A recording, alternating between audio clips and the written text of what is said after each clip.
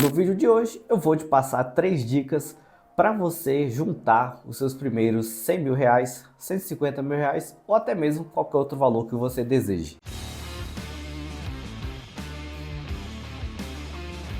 Eu sou Robson Andrade e sejam bem-vindos mais uma vez ao canal Mente de Milhão. Eu sei que a maioria das pessoas possui uma realidade bem diferente quando se trata de guardar o dinheiro. Até porque eu sei que para o brasileiro principalmente vive hoje em dia uma situação que não é tão simples assim. É uma situação que fica muito divergente para umas pessoas e para outras nem tanto. Mas mesmo com toda a dificuldade que o brasileiro passa na hora de fazer o dinheiro sobrar no seu bolso, eu gostaria de perguntar para vocês, se vocês já fazem algum tipo de investimento, se você já guarda o seu dinheiro ou se você já começou a juntar o seu patrimônio pensando principalmente no futuro. Deixa aí nos comentários só para mim saber em que estágio nesse sentido você está hoje em dia.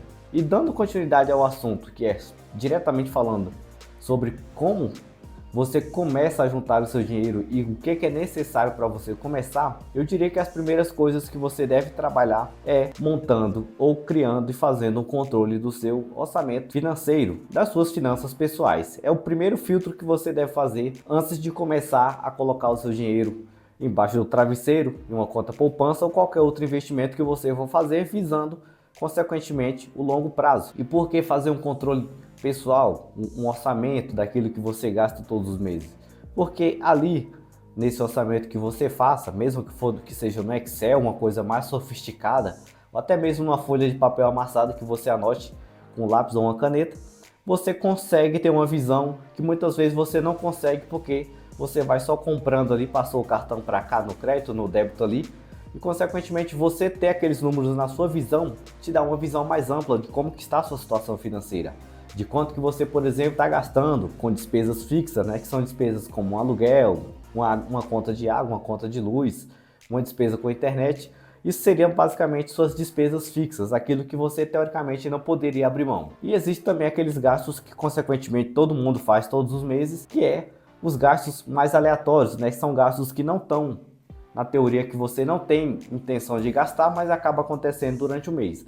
E você tendo esse controle, fazendo o controle do que é necessário, do que você pode abrir mão, consequentemente você vai ter a sua primeira fase ali na busca por guardar dinheiro, que é o que? É saber quanto que você tem após você pagar todas as suas contas principais e essenciais no mês. Ali, por exemplo, você pode definir quanto que você pode guardar, se é os seus primeiros 100 reais todos os meses. Às vezes para outra pessoa pode ser até menos que isso, mas o primeiro ponto é esse, é saber como que anda meu bolso, como que eu ando me comportando todos os meses, quanto que eu tenho de renda, quais são minhas rendas mensalmente, quais são meus gastos, qual desses gastos eu posso fazer um sacrifício pensando em algo que vai me favorecer a longo prazo ou a médio prazo.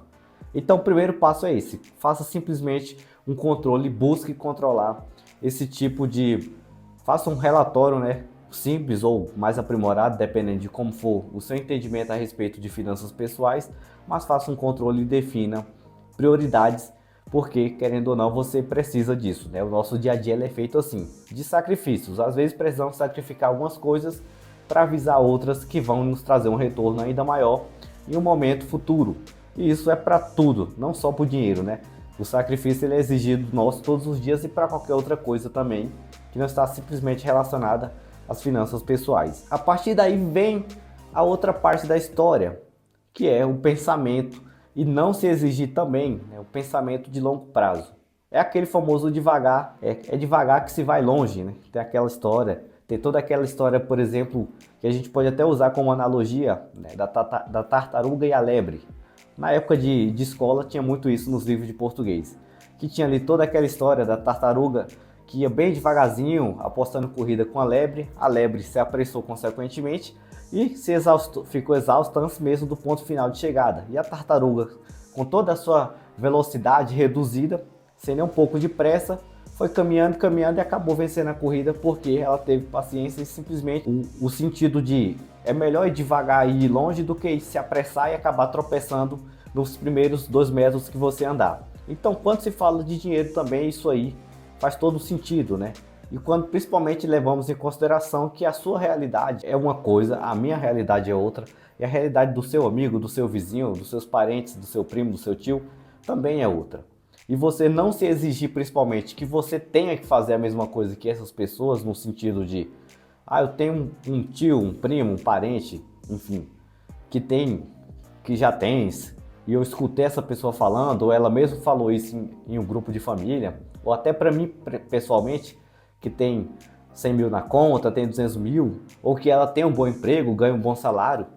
Isso aí, eu não preciso usar isso como parâmetro para mim. Eu não me apressar, não me exigir, me dá mais sabedoria para tomar as melhores decisões ao longo do caminho. E junto do devagar e indo longe, né, no sentido de devagar e longe, existe outra coisa que também é importante, a partir do momento que você fez o seu orçamento pessoal, que é, consequentemente, definir uma meta, né? Uma meta que eu falo, o que é que eu desejo, por exemplo, fazer com o meu patrimônio quando eu acumular em período X. Em tal período eu quero ter juntado 100 mil reais, por exemplo. E o que é que eu vou fazer, o que é que eu espero fazer com esse dinheiro? A partir do momento que eu conseguir realizar a minha meta. E aí, a partir desse momento, você vai trabalhar todos os dias visando atingir aquela meta e acaba te motivando também, né? A gente precisa, querendo ou não, também definir essas metas. No princípio ali, no mesmo sentido de fazer o sacrifício, é onde surge uma meta. Eu defino algo que eu quero fazer na minha vida, no meu dia a dia, no meu local de trabalho. Eu defino isso como uma prioridade para mim. Vou sacrificar outra coisa em prol disso, porque eu quero atingir aquilo de primeiro momento.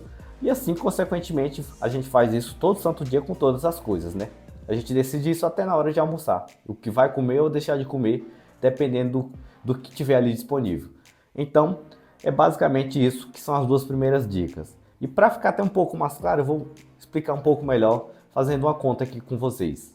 Por que que eu falo da questão de ter paciência e entender que cada pessoa tem seu tempo e você não precisa se exigir que as coisas aconteçam de forma rápida? Eu quero juntar meus primeiros 100 mil reais, 150 mil reais, ou até mais que isso. Às vezes sua meta pode ser um pouco mais ambiciosa no sentido de querer mais. Você pode querer juntar seu primeiro milhão de reais, acumular 1 milhão em patrimônio, e tá tudo certo. Se a sua realidade permitir e você acreditar que consegue, você pode trabalhar para que isso aconteça. Mas imagina o seguinte, né?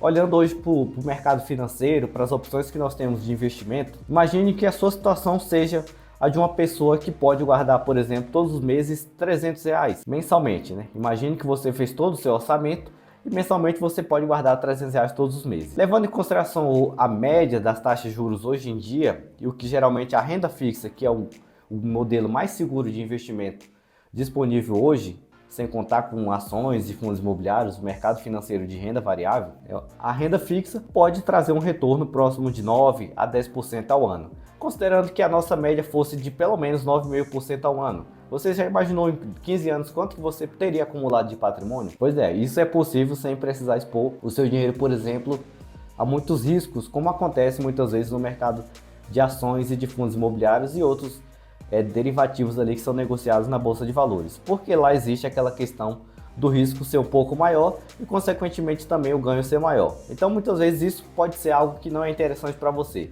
E você fosse investir, por exemplo, em um CDB que paga ali anualmente 10% ao ano, você pode ter um patrimônio acumulado lá no final das contas interessante também. Ou até mesmo investir em Tesouro Selic, que também é outra modalidade de investimento, que tem uma boa rentabilidade, que segue ali a taxa Selic de acordo com que ela vai variando durante os anos.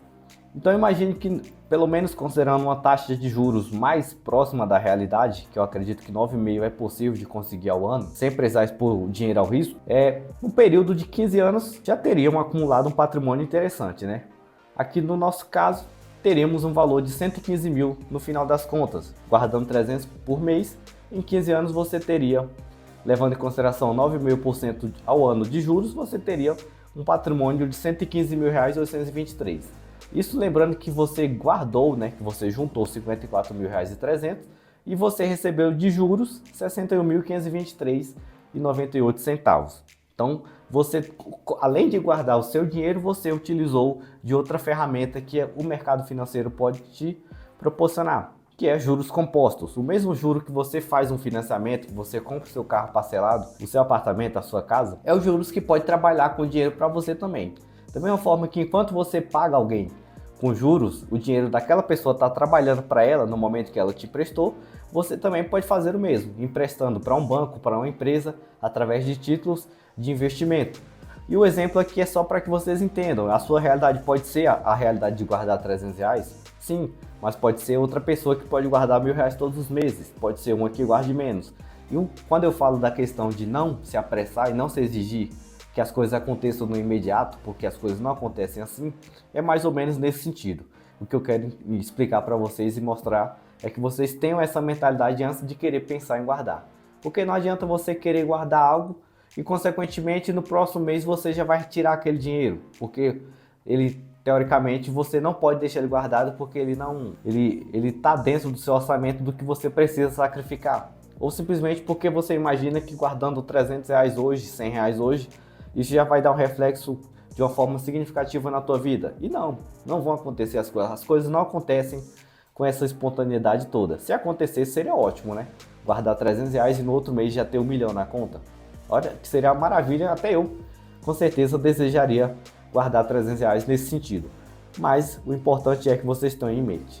Primeira coisa, faça o seu orçamento, controle, tenha noção do que você gasta, se aquilo realmente é importante na sua vida ou não, nos gastos mensais que você tem. Segundo lugar, tenha paciência, disciplina e defina boas metas. É basicamente isso.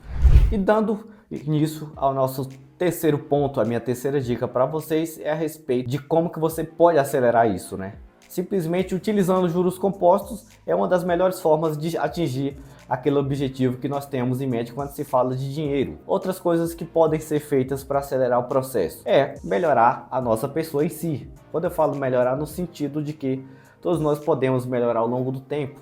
E durante 15 anos, por exemplo, que pode ser o seu objetivo de se aposentar mais cedo ou um tempo um pouquinho maior, durante esses 15, 20 anos da nossa vida, nós podemos fazer diversas coisas, né? Podemos se especializar em algo que nós gostamos, dentro daquilo que nós já trabalhamos, podemos mudar de carreira, podemos fazer uma faculdade, consequentemente ser bem sucedido naquilo que se trata a faculdade, podemos começar do zero, um microempreendimento em alguma coisa até feita mesmo em casa, e assim eu posso aumentar a minha renda, né? Uma vez que eu aumento minha renda, eu posso ter mais capacidade financeira de aumentar o meu aporte financeiro, que é aquele valor que eu vou destinar mensalmente para minha meta.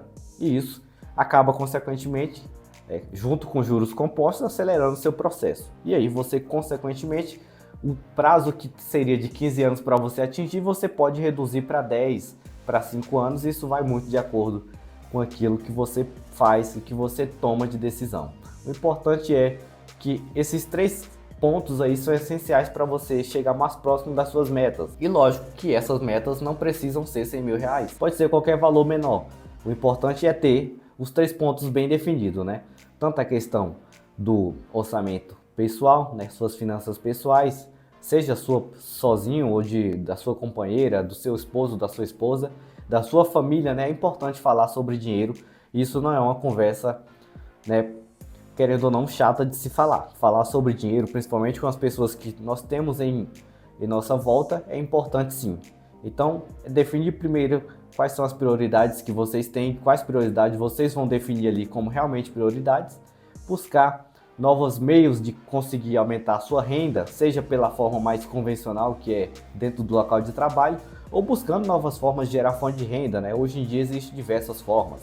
É criando conteúdo na internet, é trabalhando em alguma coisa relacionada ao marketing digital. Existem diversas opções aí. Se você fizer uma pesquisa mais aprofundada no próprio YouTube, você consegue encontrar boas dicas de como gerar renda extra. Inclusive até aqui mesmo no canal, em algum momento, já passamos aqui algumas dicas a respeito. Eu espero que você tenha gostado desse vídeo. Se esse vídeo te ajudou, eu peço que você deixe seu gostei, deixe seu comentário a respeito do que você tem a falar sobre juntar dinheiro. Compartilhe com seus amigos. Eu vou ficando por aqui e até qualquer momento.